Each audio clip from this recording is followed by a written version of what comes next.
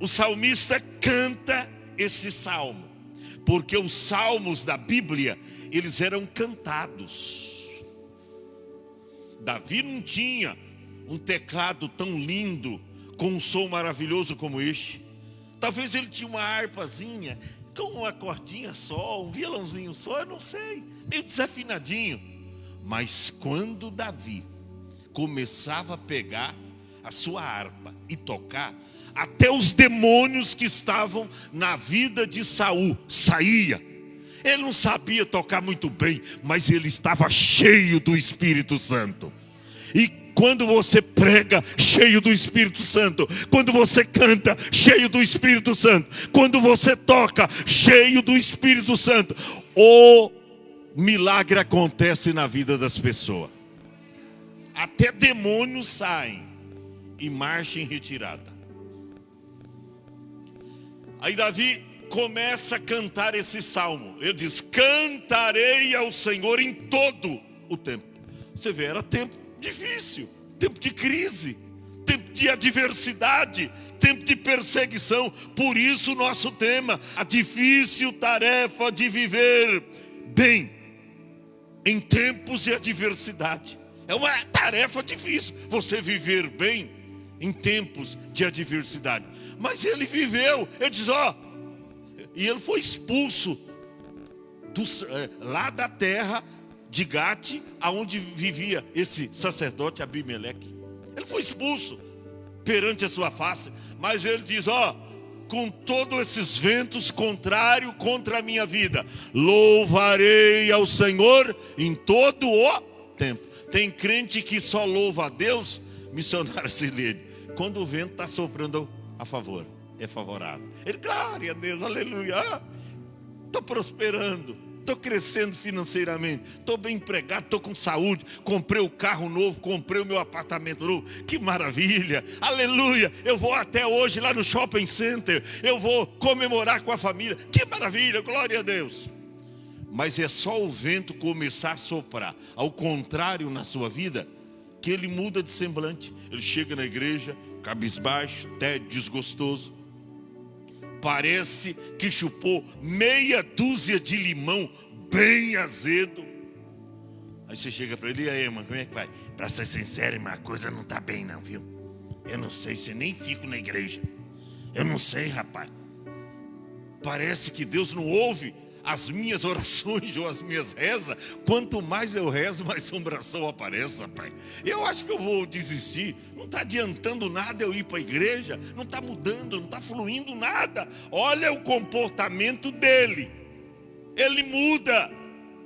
Mas o Davi não. Ele diz, eu louvarei o Senhor em todo o tempo, ou seja, no tempo da alegria, mas também no tempo da adversidade, no tempo do sofrimento, do choro, da lágrima, eu vou louvar o Senhor.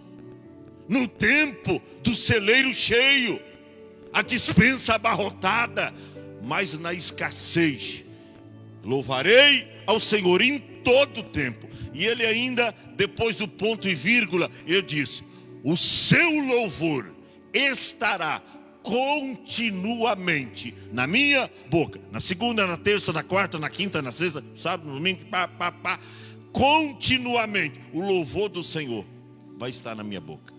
Você já pensou o que é isso? Há um adágio popular que diz que quem canta seus males espanta. Ele diz, sabe como é que eu vou vencer as minhas guerras, as minhas pelejas? É cantando e salmodiando ao Senhor. Louvarei ao Senhor em todo o tempo, e o seu louvor estará continuamente na minha boca. O verso de número 2, olha o que ele diz, a minha alma se gloriará no Senhor. Ou seja, não vai se abater, nananina não. Não vai ficar angustiada, nananina não. Não vai se desviar da igreja, nananina não. O que a minha alma vai fazer? Se gloriar no Senhor. E ele diz, tem mais. Tem gente que vai ouvir. Os mansos o ouvirão e se alegrarão. Olha, irmão, tem gente que é edificado quando você, não é que você vai colocar uma postura de um semideus, de um super-homem ou de uma super-mulher. Não, as pessoas vão ver Deus na sua vida. Poxa, ela está aguentando, passando por uma turbulência espiritual. Olha, sendo ameaçada, sendo perseguida, sendo afrontada. Mas olha o posicionamento desse homem. Olha o posicionamento desta mulher. Os mansos o ouvirão e se alegrarão. Tem gente que vai se alegrar com a tua vitória. Claro, nem todos. Porque tem gente que vai ficar movidos de inveja. Poxa, essa aí parece que é a menina dos olhos de Deus, né? É a menininha, parece que Deus não... Parece nem dá luta para ela. Dá sim. É porque ela vence as lutas adorando. Vence as lutas glorificando. O verso de número 3. Engrandecer. E ele faz um convite. Já pensou alguém na prova com uma atitude como essa? Ele diz: engrandecei ao Senhor comigo. Você já chamou na hora da prova alguém para louvar a Deus com você? Passe por essa experiência maravilhosa. Está na prova? Convide alguém para adorar a Deus com você. Engrandecei ao Senhor comigo. E ele diz: e juntos exaltemos o seu nome. Ele convidando pessoa, na prova, tá?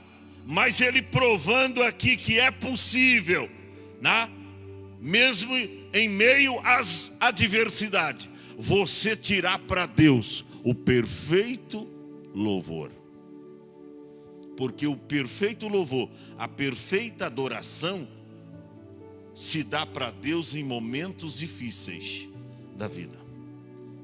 Aí no verso de número 4, ele diz: busquei ao Senhor. Aí ele já testifica, isso é dar testemunho. No verso 3 ele convida, mas no verso 4 ele testifica: eu busquei ao Senhor e ele não me respondeu. Amém? E ele me respondeu. Sabe por quê? Jamais Deus vai decepcionar a sua fé. Porque Deus honra a fé, porque a fé honra a Deus. Jamais Deus vai deixar de te ouvir. Ele pode não te responder no momento que você quer, mas no momento dele, ele vai enviar a resposta. Aí ele diz: busquei ao Senhor e ele me respondeu.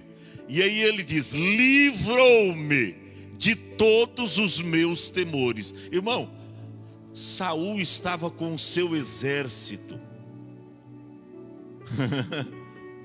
preparados e armados até os dentes para encontrar Davizinho, que tinha sido ungido rei, para matá-lo. E humanamente falando, irmão, quando você sabe que alguém quer te matar, você fica com medo. Isso é coisa peculiar dos humanos. A gente não é Deus para revidar e matar os inimigos invisivelmente. A gente não é. Ele ficou com medo, mas ele disse: sabe o que eu fiz para vencer os meus medos? Eu busquei ao Senhor e ele me respondeu, e ele livrou-me de todos os meus temores. De todos. O que você teme? Eu estou meio temeroso de pegar o coronavírus, estou com medo de morrer. Deus vai te livrar desse temor, tá? Sabe que eu não tive um pingo de medo? Eu faço a minha parte. Isso você tem que fazer. Você tem que fazer só. Mas com medo? Eu não posso vir para a igreja porque é perigoso, né? Eu estou com 33, de repente eu posso pegar o coronavírus e tal. Irmão, eu não estou com... Não tem. Por quê? O meu viver é Cristo. Se eu morrer, é ganho. Não estou perdendo nada. Eu vou ter medo do quê? Ele diz: sabe como eu venci os meus temores? Busquei ao Senhor e ele me respondeu, e ele livrou. A hora que ele tinha temores antes, mas ele diz: eu busquei, ele me livrou de todos os meus temores. No verso 5, ele é contundente. Ele diz, aí ele testifica: olharam para ele. Ele quem? Jesus. E foram e iluminados, e os seus rostos não ficarão confundidos. Já viu alguém olhando para Deus e ser confundido? Jamais. Quem olha para Deus, irmão, está salvo. Lá em Isaías, ele diz: olhai para mim, Deus dizendo: olhai para mim e sede salvo todos os termos da terra, porque eu sou Deus e não há outro. Hebreus 12, verso de número 2, diz: olhando para Jesus, autor e consumador da fé, pelo qual gozo que lhe estava proposto, ele suportou a cruz, desprezando as afrontas. Aí senta à destra de Deus. Aleluia. Oh, meu irmão. Então, olharam para eles. Verso 5, olharam para ele e foram iluminados, e os seus rostos não ficarão confundidos. Aí, ele se coloca no verso seguinte, verso 6, parece que eu vejo ele batendo no peito, ele diz: clamou esse pobre. Pobre aí, não é que Davi estava falido, não. Pobre de espírito. Alguém que reconhece as suas fraquezas, a sua debilidade espiritual, a sua fragilidade humana. Davi sabia que as suas pelejas, que as suas guerras não eram carnais, que ele não tinha que lutar contra Saul, que a sua luta era contra os inimigos de Deus. Saul não, já estava ultrapassado, já tinha sido rejeitado por Deus. A luta não seria mais com ele, muito embora ele estava o perseguindo. Mas ele diz: não, eu tenho novos horizontes para frente. Eu tenho batalhas para vencer com Deus. Então ele diz: clamou esse pobre. Parece que eu vejo ele apontando para ele. E o Senhor o ouviu e o salvou de todas. Vê que Deus, quando dá livramento, não é em parte, não é algumas, de todas as suas angústias, de todas. E o verso 7, ele dá essa linda conclusão dizendo, conclusão da primeira parte desse salmo. Ele diz: o anjo do Senhor acampa-se ao redor dos que o temem. O anjo do Senhor. Aí não é um anjo comum. Aí é o próprio Jesus. Quando você lê na Bíblia anjo e em seguida fala aos que o temem, você não vai temer anjo.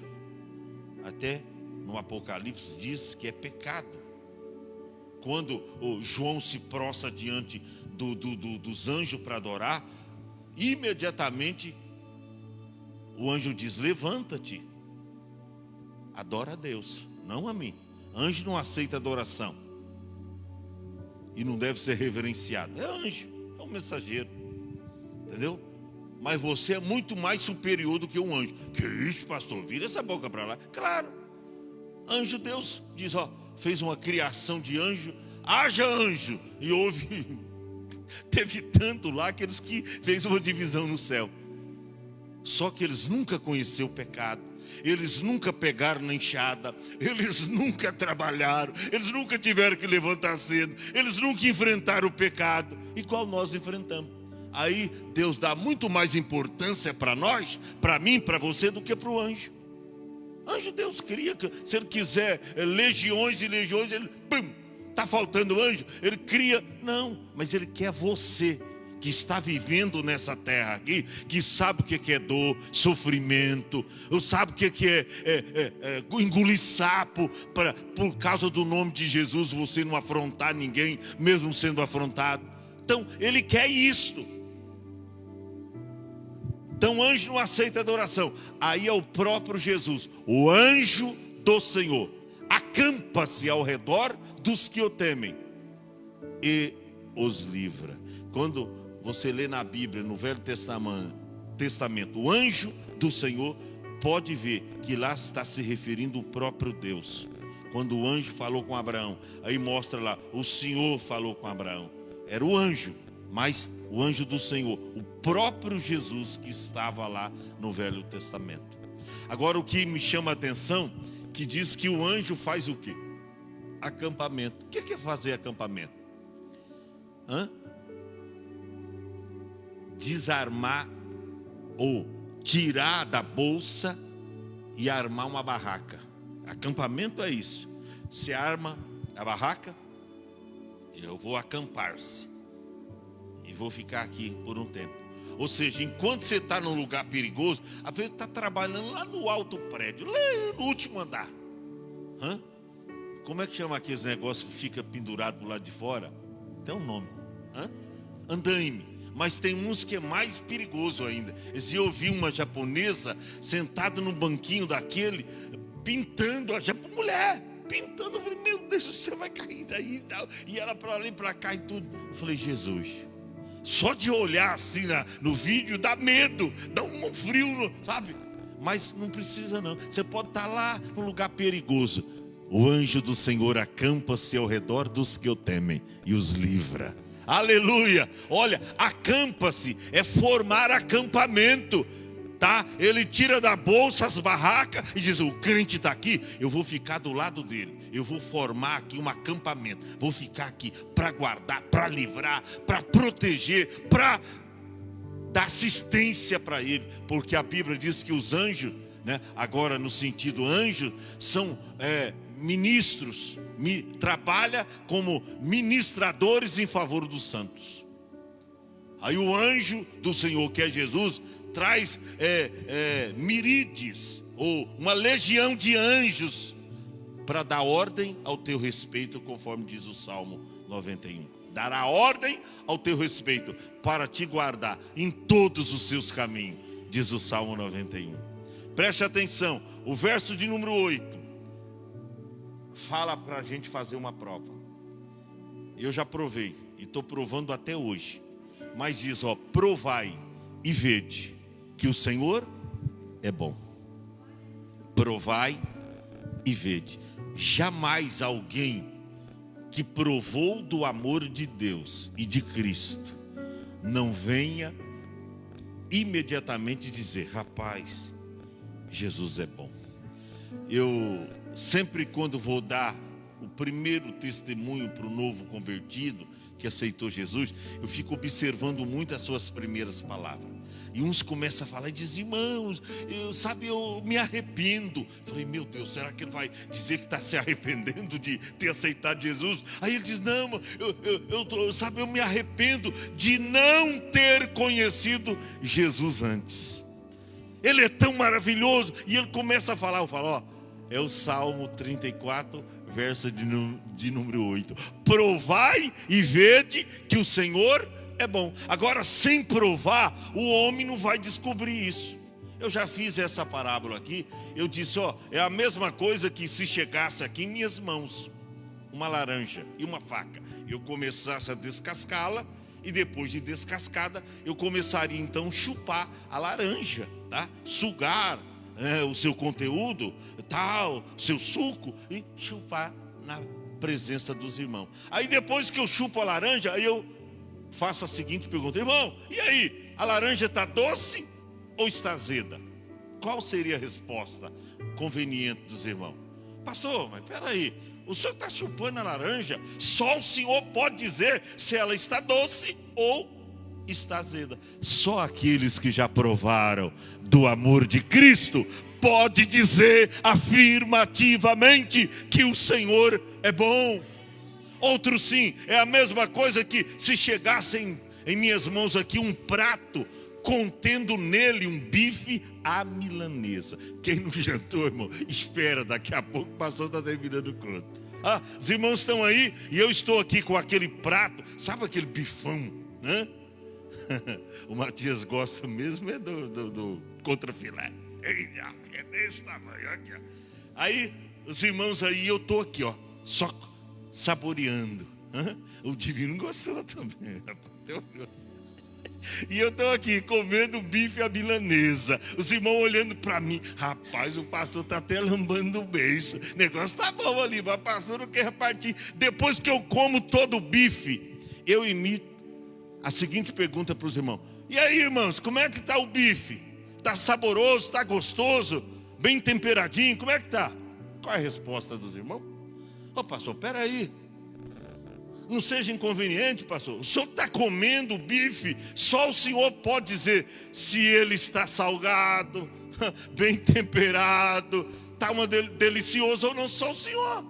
Irmão, aí está a resposta. Só aqueles que já provaram. Por isso a Bíblia manda provar. Olha para cá. Quando o feiticeiro prova, diz, ele é bom. Quando o adúltero prova, diz, não, eu vou deixar tudo porque ele é bom. Ó, quando o mendigo ou o andarilho conhece a Jesus, ele diz, não, eu não quero essa vida não.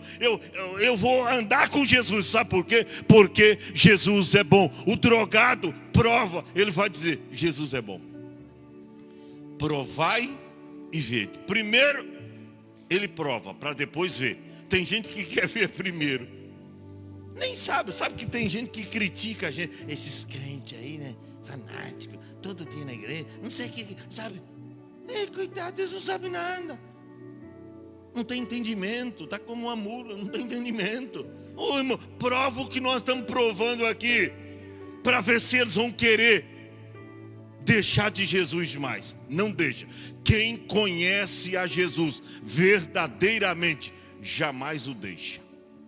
Então, provai e vede que o Senhor é bom. Bem-aventurado é o homem. Essa palavra bem-aventurado, no dicionário Aurélio, significa apenas. É um significado bem barato. Mais do que feliz. Essa palavra, bem-aventurado, é uma pessoa mais do que feliz.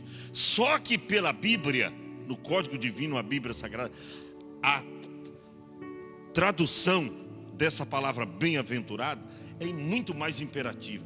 Palavra bem-aventurado na Bíblia significa uma pessoa bem-sucedida em todas as áreas da sua vida. Uma pessoa bem-sucedida, uma pessoa vitoriosa. Vem luta, vem problema, vem adversidade. Você sabe que o ímpio, ele tem muita grana, mas ele não sabe conviver com uma situação adversa. Eu não disse aqui do ímpio. Agora, ele teve que baixar o narizinho. Por quê? Porque nós temos os mesmos direitos deles. Eles têm que usar máscara, como nós. Para entrar em algum lugar, opa, põe a máscara. É para nós essa mensagem, mas é para eles também. Eles têm que colocar a máscara. Então, quem tinha o narizinho levantado, Sueli, aí a máscara diz, não, abaixa o seu nariz aí, rapaz, você é igual os outros, tá com o narizinho levantado. Aí quando você enrosca ela aqui na orelha, né, puxa a orelha um pouco para frente, não puxa? Tem umas que tem um lá, chega a doer, sabe por quê? Aqui trava a boca, né, bloqueia a fala. Você não vê que quando a pessoa está com máscara, você parece que não entende bem o que ela fala. É bloqueia a fala. É para você falar menos e você ouvir mais. Aí puxa a sua orelha. Puxando a orelha. Fala menos, ouça mais. É isso. E sobretudo, a maior lição que a máscara, que veio como uma proteção contra a Covid, nos ensina, irmão, é que nós somos todos iguais e que a qualquer momento, tanto rico como pobre, como servo como livre, como filho do rico como filho do pobre, qualquer um a qualquer momento pode morrer. Então não tem essa. A nossa segurança está em Cristo. E quem prova do amor de Deus, o amor de Cristo, pode dizer afirmativamente, Deus é bom. Deus é bom. Porque, irmão, olha, eu fico pensando, né, pastora Ruth? Nós aqui, desde o começo da Covid, não perdemos um culto. Matias está aí também. Alguns pegaram, venceram assim de uma maneira fácil, sabe? Venceram assim. Eu falei, Jesus, mas já passou pela Covid, já está cantando aqui de novo. Sabe? Sabe? E a pessoa, e tem gente com medo, sabe? A gente passando. E não perdemos um culto em 2020 aqui na igreja. Sabe por quê, irmão? É gente que experimentou do amor de Cristo, cuja confiança está nele. A enfermidade existe, o coronavírus existe, mas existe um Deus que cuida de você. Você não precisa, eu vou deixar de ir na igreja. Não, você não precisa fazer isso. Você precisa confiar em Deus. A Bíblia diz: maldito o homem que confia no homem, mas bendito é o varão que confia no Senhor e cuja esperança é o Senhor. Eu vou finalizar com apenas 2 versículos aqui mais, que é o verso de número 9 e 10. Temei ao Senhor. Isso a gente precisa fazer. E não é ter medo de Deus, não é ter apenas respeito. Não, aqui é lugar santo, eu não posso falar palavrão. Você não fala que vai falar lá fora. Você acha que o Deus que está aqui não está lá fora? Não adianta. Não, aqui eu não posso pecar, porque aqui é dentro, lugar santo, átrios, aqui. Mas lá fora eu posso. O Deus está aqui, está lá fora. A Bíblia diz lá em Provérbios que os olhos do Senhor estão em todos os lugares, contemplando os bons e os maus. Está vendo tudo. Então não tem essa não. Você tem que temer, tá? Ter medo não significa temer a Deus. Temer é prestar reverência a Ele, é ter humildade, é pedir misericórdia para não pecar. Temei ao Senhor, vós os seus santos. E não é os santos que estão lá em cima, não. Santos aqui é vocês aí, ó. É aqui, ó. Tá cheio de santo na igreja. Uns santos mais novos, santos mais velhos. E às vezes o santo não faz milagre, né? Recebe aquele que faz, que é Jesus. Mas a igreja tem muitos santos. Santos são aqueles que servem a Deus.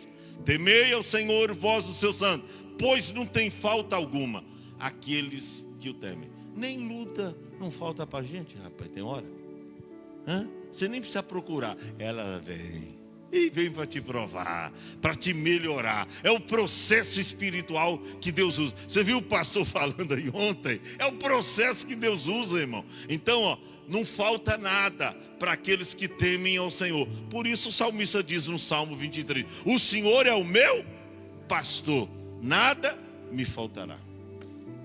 Verso 10 diz, os filhos dos leões, no caso, os leõezinhos, os filhos dos leões necessitam e sofrem fome, mas aqueles que buscam ao Senhor, de nada tem falta. Eu pergunto para você, está te faltando alguma coisa? Não está. E se está, você não está servindo Deus como precisa servir. Porque quando falta para a gente alguma coisa, pode fazer um reparo espiritual. Tem coisa errada na nossa vida. Ou essa palavra é fiel ou não é. Ou Deus é fiel para fazer cumprir essa palavra na minha e na tua vida, ou Deus não é fiel. Se está te faltando alguma coisa, é porque você algum momento pecou e não confessou, ou você deixou de ter uma vida de santidade, uma vida de oração com Deus, sabe? Se você está com medo de enfrentar as lutas, as dificuldades, tem alguma coisa errada que está te jogando para trás e te distanciando de Deus. Porque o pecado joga a gente para trás. Você está naquele pique, quando você peca, parece que você dá um tropeção. Todo mundo avança para frente. Você que pecou, fica para trás. E aí fica tentando, e às vezes eu fico pensando, tem gente que começa a culpabilizar é a família, é o esposo que está, a minha vida espiritual está assim, irmão. Não, se você tiver uma fé inabalável, como diz lá o Salmo 46, se tiver aquela fé perfeita em Deus, irmão, não tem nada que te marido não quer, você diz eu quero. Marido não vem para a igreja, você vem. Marido quer ir para o outro lado, você fala, ele quer ir para lá, mas eu quero ir para o céu, porque eu aceitei Jesus como meu Salvador para ir para o céu, desde o tempo da minha mocidade. Ninguém te segura, ninguém segura uma mulher cheia de Deus, ninguém segura um homem cheio de Deus, só que o pecado não segura. Você lembra de Sansão? A Dalila, ele foi na onda da Dalila, aí ele diz, eu vou sair novamente, e como das outras vezes, que eu quebrei as cordas tal, e eu vou acabar com esses filisteus. Mas ele havia contado o segredo para ela, que era nos cabelos da sua cabeça. Ele não podia deixar subir navalha na cabeça. Ela falou, então tá bom. Fez um cafuné nele, uns carinhos, passou os dedos no cabelo, e a pessoa dorme fácil, né? Começar a passar assim, dormiu. Aí pegou a tesoura ou a navalha e cortou o cabelo dele. Cortou o cabelo dele. Aí acordou ele. Sansão, Sansão, desperta, os filisteus vêm a ti para te matar. Ele diz, não, pode deixar. Como foi das outras vezes? Eu vou sair e vou matar todos eles. Aí diz assim a Bíblia, mas ele não sabia que o Espírito Santo já havia se retirado dele. Aí ele foi para pelejar contra os filisteus, mas não tinha mais força. Pegaram ele, primeira coisa que fizeram, furaram os olhos dele, deixaram ele cego. E aí acabou com ele. Acabou com ele.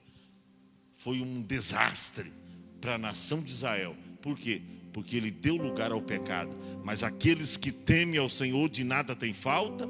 E a Bíblia diz ali, aqueles que buscam ao Senhor de nada tem falta.